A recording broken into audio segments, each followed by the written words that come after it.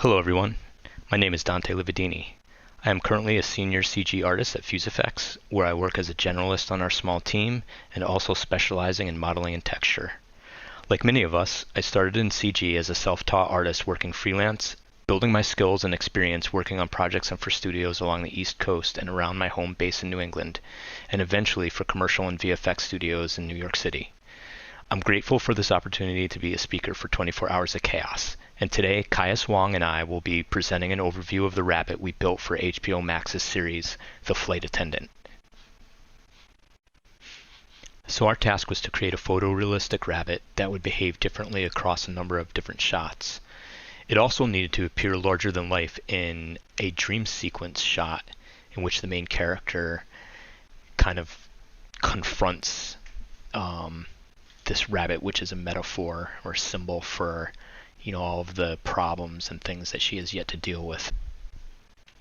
A typical workflow therefore finds us returning to tweak the asset again and again in tandem with animation changes, lighting changes, edit changes, or even full-blown changes in direction from the client, all while the project deadline remains in place.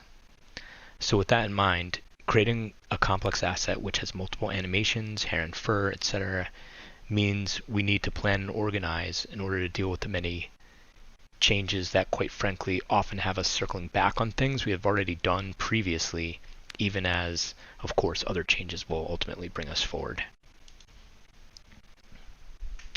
Probably one of the most straightforward parts of the process was creating the mesh for the rabbit. We actually inherited a base object that had already been utilized for previous production. So we had that kind of asset in our library. Of course, it wasn't the right kind of rabbit, so most of my work in prepping it was just tweaking it in ZBrush to create the proportions that we needed, some light retopo in the parts that were changed, and making sure any existing UVs that we already had with that inherited mesh remained legit. And of course, if it wasn't, then correcting those was needed. The mesh was then cloned a number of times to create hair drivers, and these we managed with poly edits to hide the major parts we would not be using to propagate hair. And then, of course, texture maps would be used to refine hair propagation on the resulting meshes. I kept myself to a standard of organization in the following ways. The first was, with any major revision, I made sure that I had a separate substance folder that was labeled with that iteration. So for example, my starting version was A, moved to B, C, D, and so on. And again, these were whenever there were major changes from the first to the next. Second, within Painter itself, I made sure that all my layers were, first of all, labeled, which is always good practice, and then also labeled to date. So here, for example, you can see that I have, this is one of my later iterations. It's a D iteration, so it's further along in the process. And I have the iteration beforehand collapsed. So that's now my starting base. So no longer do I have to kind of fuss with all the layers and things that brought this to the place where it is now. I could just move forward with my new changes and then go over them with the supervisor. And when we push these out to the client, if they come back that day or the following next day, we could make those changes quickly, knowing that there's only a limited amount of things that we had touched to make this version what it was. So what I'd like to do now is show you guys what the substance scenes looked like and how they were organized. This isn't going to be a painting tutorial, of course, we don't have the time for that. And truth be told, this is actually pretty straightforward.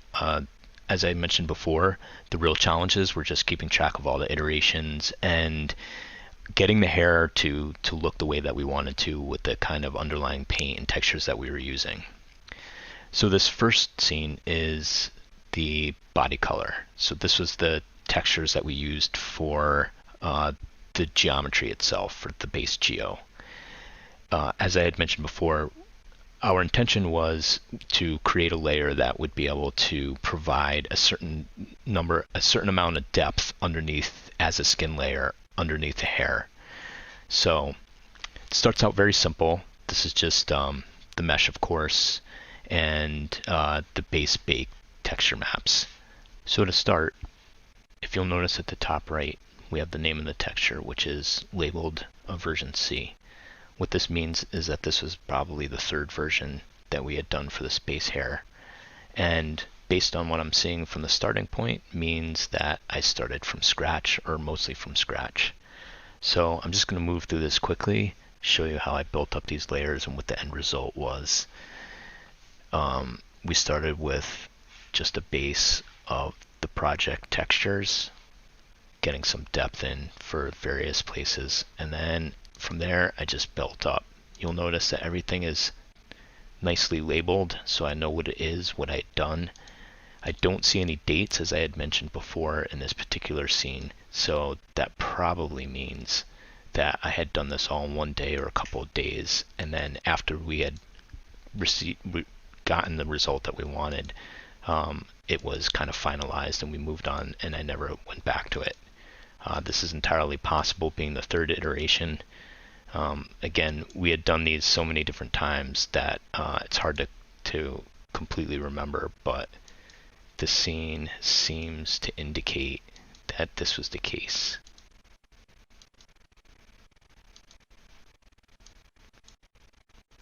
And here was our final result. And this was the base body hair. Again, this isn't meant to be photorealistic. Our hair groom is going to achieve that.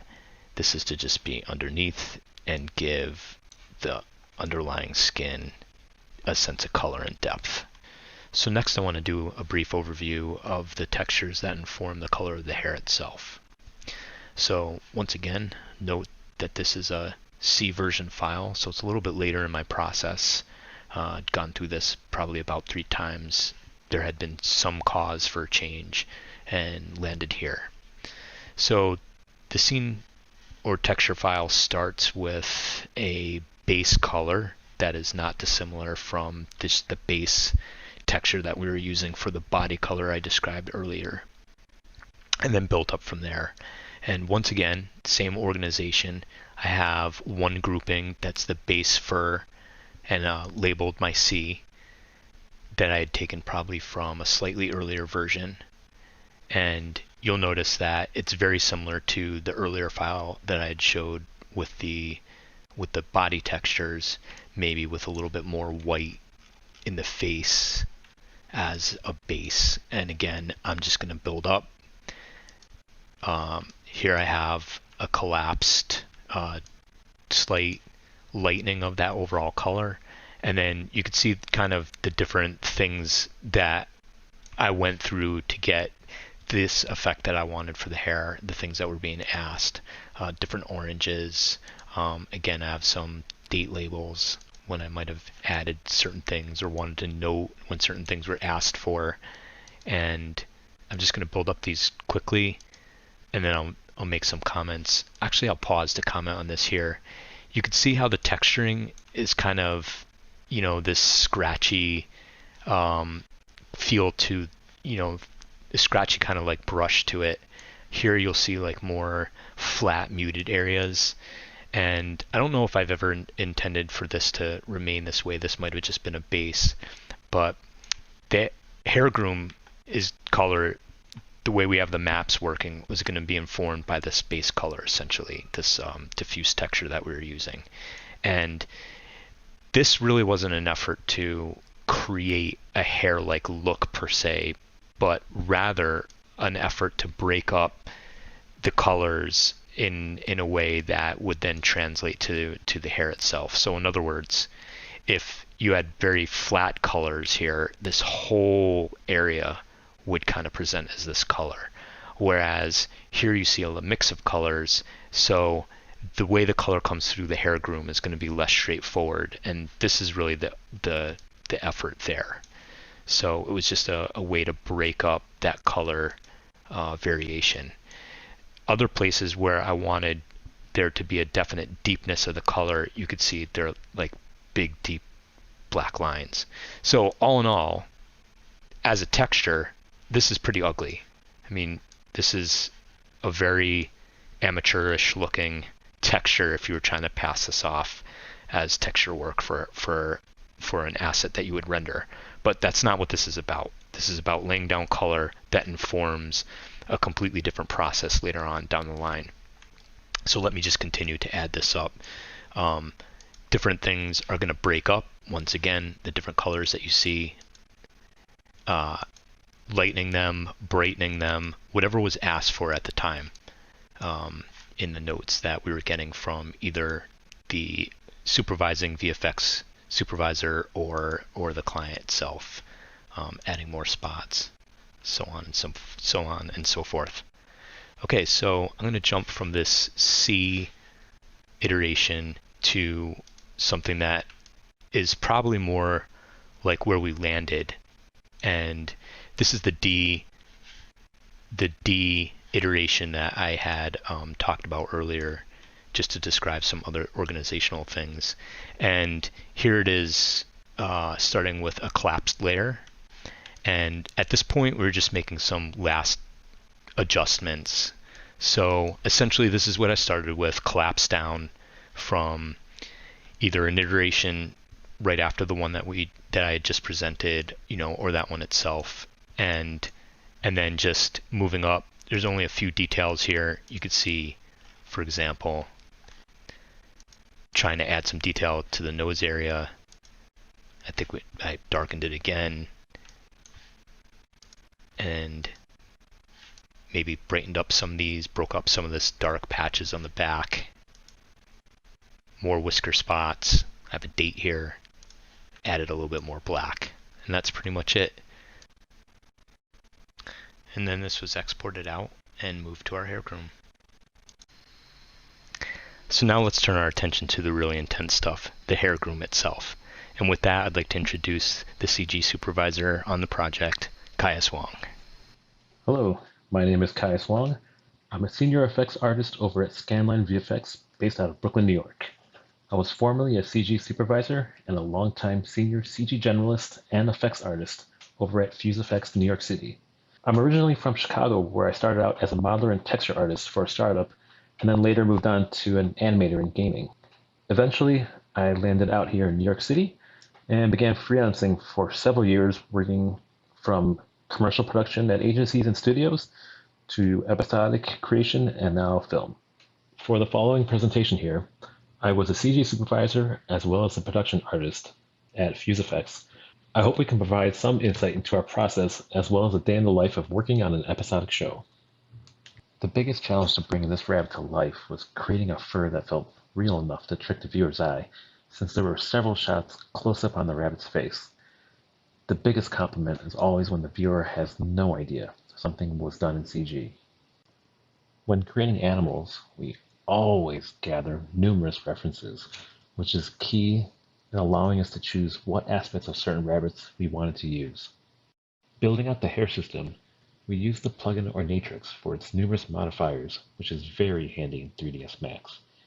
It was great being able to stack and see our modifier options when detailing out the rabbits and having that ability to move back and forth between the layers to tweak and adjust on the fly, which made the creation pretty smooth and fast, which is a known benefit of using 3ds Max.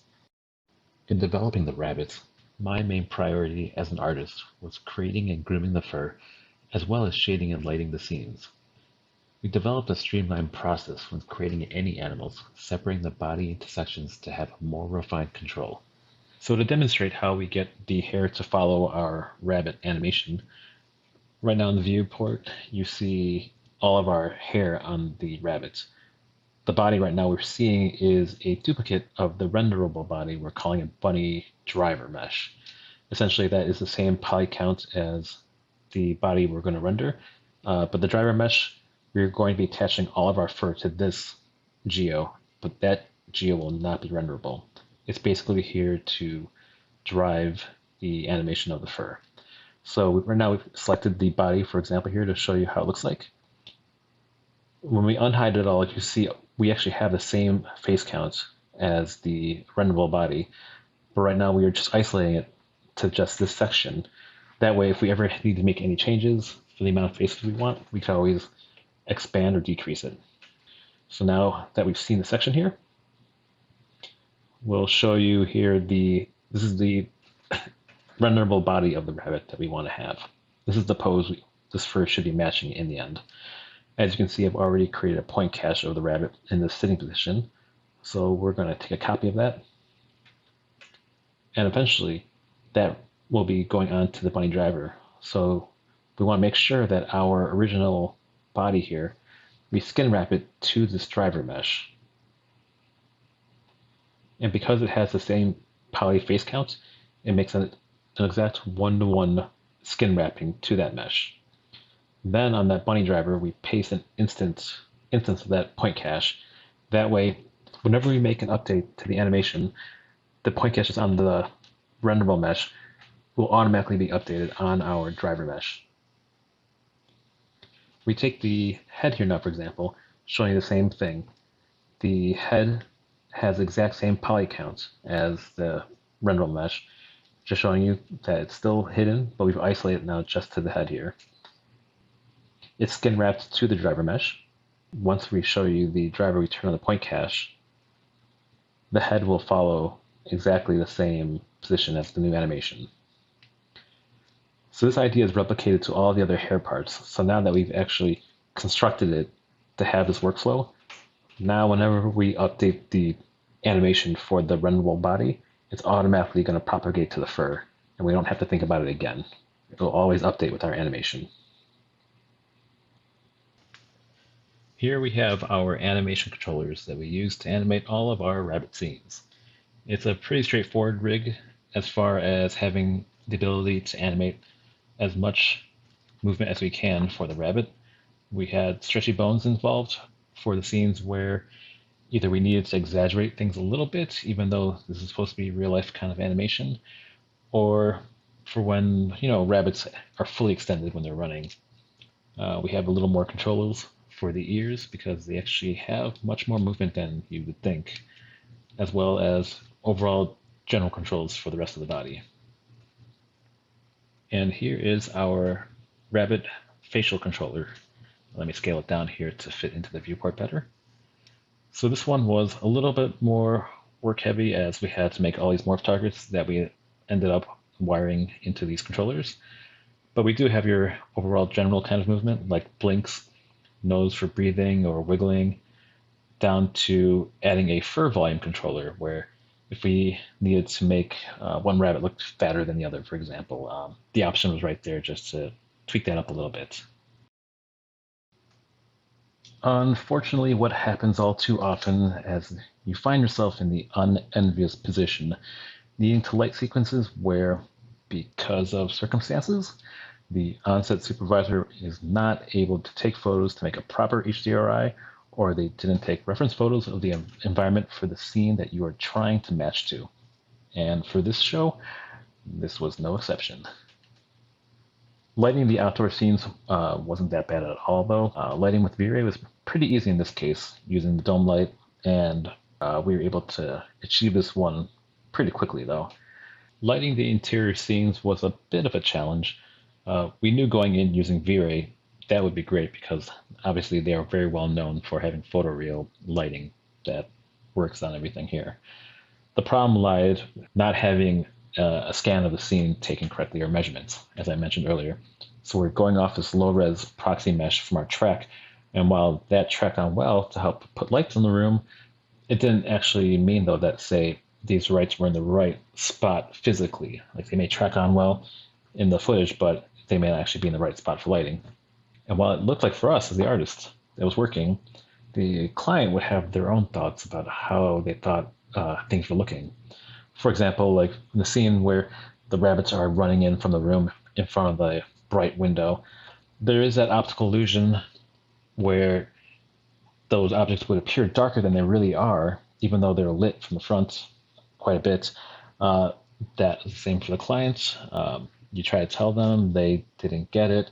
So then you end up having to boost the light up even more to appease them, even though now you know as the artist that, okay, this is getting to be not real at all. So there was a bunch of that going on, but obviously in the end, we were able to get it done. And on top of that, we had I think between 15 and 20 rabbits that we were hand animating there. Um, there weren't supposed to be that many in the first place, so we had a set amount of time we said we would have it finished by. But then the client, being the client, felt like we could add more rabbits here and there, which started to add on to the amount of time we had to animate. But then you're dealing with a client that won't push the schedule back or won't pay extra. So yeah, it starts to become a thing. So if that also was a problem trying to update animation on the fly, which was like almost redoing the blocking phase over and over again. They weren't sure how they wanted the rabbits to animate in from or how they wanted them to move. So, you try to block it out and nudge them in the direction that you think as an artist it should actually work out. So finally, we have a little happy median. But yeah, that was with that many rabbits you're trying to hand animate in a time frame that started to become a crunch time because no extra time was added, even though we were told to add more rabbits. That was fun, but as you can see, we got it done. I'm Dante Lividini. I'd like to thank you all for your time listening to us explain this project, and thank you to Chaos Group for giving us the opportunity to speak.